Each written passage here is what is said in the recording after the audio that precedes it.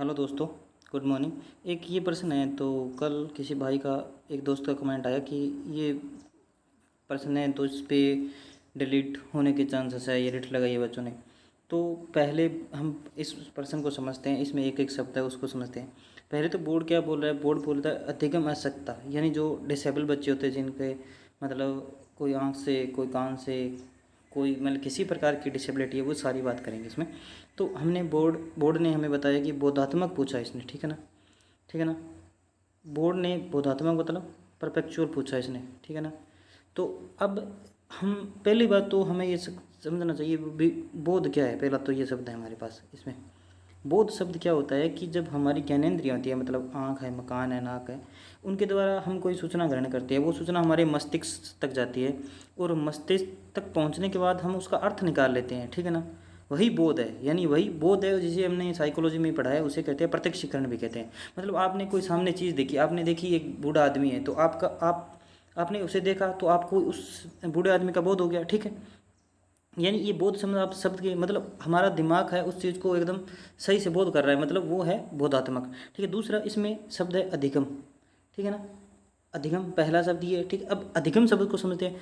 अधिगम क्या होता है कि आपका जो सूचनाओं का संप्रेषण है ना, प्रसंस्करण, मतलब उसमें किसी भी प्रकार की गड़बड़ी नहीं है। मतलब आपने सूचना ली और समझी और आपने उसको पूर्ण कर दिया, मतलब ठीक है। मतलब क्या हुआ कि आपकी जो सूचनाएं आपने सही उसको प्रोसेस किया, मतलब प्रसंस्करण किया, तो वो एकदम सही है। अगर वो सूचनाएं सही प्रसंस्करण नहीं हो रही तो वो तो मतलब वो एक बोधात्मक विकार है। अब बोधात्मक विकार में इसमें पहली बात, पहला ऑप्शन हमारे पास दिया है दृष्टि संबंधी। दृष्टि संबंधी क्या होता है कि बच्चे की आँख कमजोर होती है। आँख मतलब क्या होता है, बच्चा बी को डी पढ़ता है, जैसे छोटी ABCD होती है ना, उसमें बी को डी, डी को बी, डब्ल्यू को एम, एम को डब्ल्यू, ये क्या आता है, इसे हमने डिसलेक्सिया पढ़ा होगा, ठीक है ना? साइकोलॉजी में हमने पढ़ा है वो पर्सन। तो अगला इसमें क्या दिया हुआ है, इसमें दिया है श्रवण।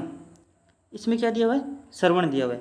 श्रवण में क्या है कि जो सुनने की क्षमता होती है, बहरापन होता है थोड़ा सा, यानी वो भी बोधात्मक विकार है।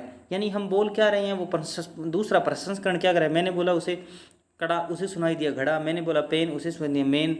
मतलब ये शब्द है इसमें। मतलब क्या होता है, बच्चा श्रवण में दिक्कत है, ये बोध की दिक्कत है। मतलब मैंने उसे बोला, उसे उस चीज़ का बोध नहीं हुआ, उसे कोई और चीज़ का बोध हो गया, मतलब वो सूचना गलत प्रसंस्करण हुई उससे, ठीक है ना? उसके दिमाग में गलत पहुंची, मतलब वो एक विकार हो गया।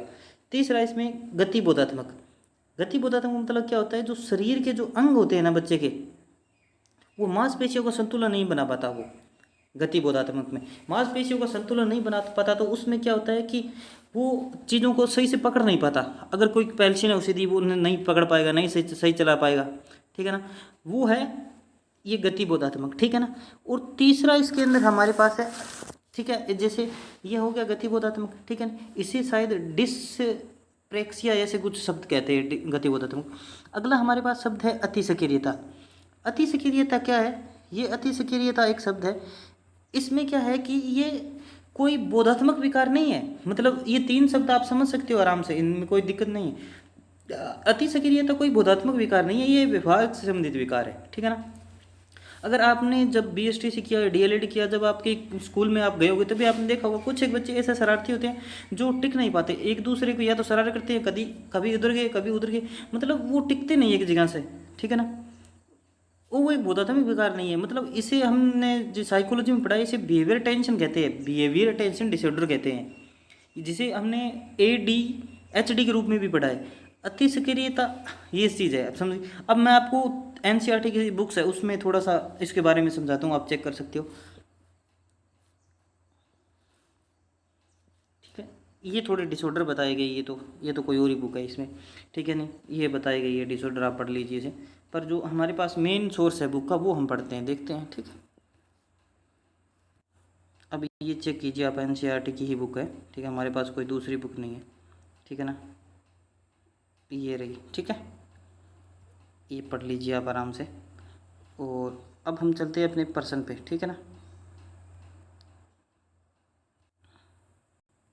अब ये रहे तीनों पर्सन, तीनों जो ऑप्शन हमारे थे उसमें देख सकते हैं, विजुअल आ गया, ठीक है, ऑडियो आ गया और कैनेस्थेटिक आ गया। मतलब ये तीनों चीज़ आ गई, वही ऑप्शन में थे, ठीक है ना?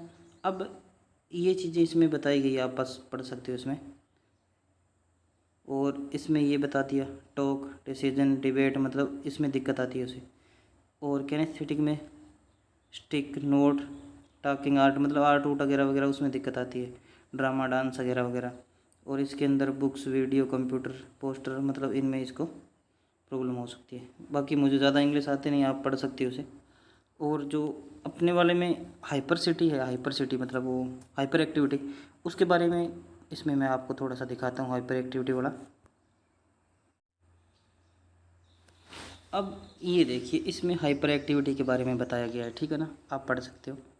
इसमें लिखा है सम टाइम आइडेंटिफिकेशन या आइडेंटिफाई, कुछ भी लिखा है, पढ़ लीजिए। In the children himself, herself are cues discipline problem ETC, children aggressive behaviour, hyper city, many cases, मतलब ये इसमें लिखा है यार, मुझे इंग्लिश तो आती नहीं ज़्यादा, ठीक है ना। पर इसमें यही बताया गया है भी जो हाइपर एक्टिविटी है वो कोई अलग से सिस्टम नहीं है, बोधात्मक नहीं है। उसमें क्या होता है कि बच्चा डिसिप्लिन प्रॉब्लम से ग्रसित होता है, ठीक है ना, ये हाइपर सिटी है। बाकी वो जो 3 ऑप्शन है वो सही है। और ये देखिए इसमें लिखा है, यहाँ भी लिखा है indiscipline and removed discipline would be logical, ये क्या शब्द है पता नहीं, कॉन्सिक्वेंस ऐसे कुछ लिखा है, ठीक है ना, आप ये चेक कीजिए। बाकी ये पर्सन डिलीट नहीं होगा। एक पर्सन और है, वो पर्सन डिलीट हो सकता है, उसके बारे में हम चर्चा करेंगे, अम्बेडकर छात्रवृत्ति योजना वाला वो पर्सन। एक ये पर्सन है अम्बेडकर छात्रवृत्ति योजना वाला, इसमें भी थोड़ी सी दिक्कत चल रही है। इसका तो हमने सभी का कंफर्म कर लिया। ये जो थोड़ा सा है, इसमें अम्बेडकर छात्रवृत्ति योजना 2 से मिल रही है, मतलब सी का हो रहा है इसमें 2, मतलब 2021 बोर्ड निमान है। पर ये थोड़ा सा इसमें दिक्कत है, मतलब अम्बेडकर छात्रवृत्ति योजना इंग्लिश में लिखा है अम्बेडकर फेलोशिप स्कीम 2021 के साथ ये इसे ज्वाइंट कर रहे हैं, ठीक है ना। अब इसमें थोड़ा सा दिक्कत है, एक मैं आपको और दिखाता हूँ स्क्रीनशॉट, ये चेक कीजिए आप। ये है सामाजिक न्याय अधिकारिता मंत्रालय की है योजना है, ठीक है, ये सामाजिक न्याय अधिकारिता मंत्रालय विभाग की है। और इसमें लिखा है अनुसूचित जाति वर्ग के विद्यार्थियों के लिए अम्बेडकर फेलोशिप योजना, ठीक है ना, अम्बेडकर फेलोशिप योजना है ये। और ये तारीख कब की है इसकी, 2017 की तारीख है, ठीक है ना। इसमें लिखा है कि डॉक्टर बी.आर. अम्बेडकर की 125वीं जयंती पर अवसर छात्रों को माननीय समारोह है, यानी अनुसूचित जाति वर्ग के पीएचडी छात्रों को, मतलब इसमें क्या है 5-6 छात्रों को दिया जाता है प्रतिवर्ष विदेश में पढ़ने के लिए, ऐसे कुछ है इस योजना। तो मतलब यहाँ पे ये योजना की ये तो 2017 की है। 125वां जो बर्थडे था वो कब है अम्बेडकर जी का, वो देखते हैं भाई, दोबारा से कंफर्म करते हैं कि यह सही है कि नहीं है। अम्बेडकर जी का 125वीं जयंती कब थी, ये चेक करते हैं। अब ये चेक करते हैं, हमने देख लिया अम्बेडकर जी की 125वीं जयंती कब थी, ठीक है ना।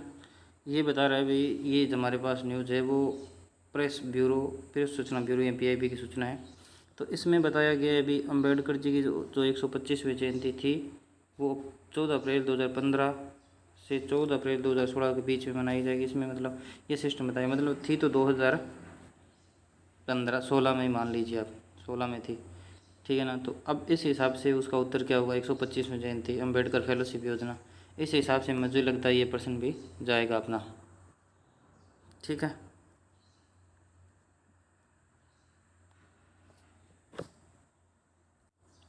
एक साथ में एक चीज़ और है दोस्तों, जो अपने जो पर्सन डिलीट हुए पिछले जो पेपरों में, यानी 3 तो पेपर थे वो जैसे परसों रिजल्ट आया था शायद 5-6 दिन पहले, वो और एक साइंस में था, उसमें डिलीट वाले पर्सन ये देखिए, ये तो एक तो कर्म वाले ये डिलीट हो रहे हैं, सबसे ये एक डिलीट हो गया। वो सबसे ज़्यादा जो पर्सन डिलीट हुए वो ये चीज़ वाले ये वाले हुए थे, देखिए आप CD BAD, मतलब ये पर्सन सबसे ज़्यादा डिलीट हो रहे हैं, ठीक है। और ये देख रहा है ये मतलब ये कर्म आधारित पर्सन है वो सबसे ज़्यादा डिलीट हुए हैं मुझे लगता है, ठीक है ना। और ये रहा एक तीसरा पर्सन आ गया, मतलब कर्म का आवंटन है ना, आरोही अवरोही, ये वर्सन सबसे ज़्यादा डिलीट हो रही है अपने वाले में। ये देखिए ये फिर एक और कर्म से आ गया, मतलब अपने वाले में जो कर्म वाले पर्सन है मुझे लगता है उन पे ज़्यादा तलवार लटक रही है। ये फिर आ गया कर्म वाला, ठीक है ना, मतलब कर्मों से डिसाइड ABCD या DBC जो भी है, क्योंकि इनमें ऑप्शन बनाते समय थोड़ा बहुत इधर उधर हुआ तो मतलब पर्सन गया। ये देखिए एक पर्सन वाला, उसने देलवाड़ा की जगह दिलवाड़ा लिखना था, वो गलत कर दिया इसने, ठीक है। ये देखिए, ये तो अलग प्रश्न है, ये इंग्लिश के, ये भी डिलीट हुआ। मतलब ये प्रश्न देखिए आप, इसमें से कम कितने परसेंट ऐसे हैं जो मतलब कर्म वाले, 5% ऐसे हैं जिनमें ए बी सी डी या बी सी डी ए, मतलब ये इस चक्कर में प्रश्न हो रहे हैं, या ये डिलीट हो रहे हैं, मतलब A B C D only वाले प्रश्न यही डिलीट हो रहे हैं। बाकी वो ज़्यादा डिलीट हो रहे हैं, ए बी सी कर्म निर्धारित वाले। बाकी आपकी क्या राय है, आप बता सकते हैं। अगर वीडियो अच्छा लगे तो आप सब्सक्राइब कर सकते हैं, वरना कोई ज़रूरी नहीं है, आपकी मर्ज़ी है दोस्तों। Thank you, have a nice day.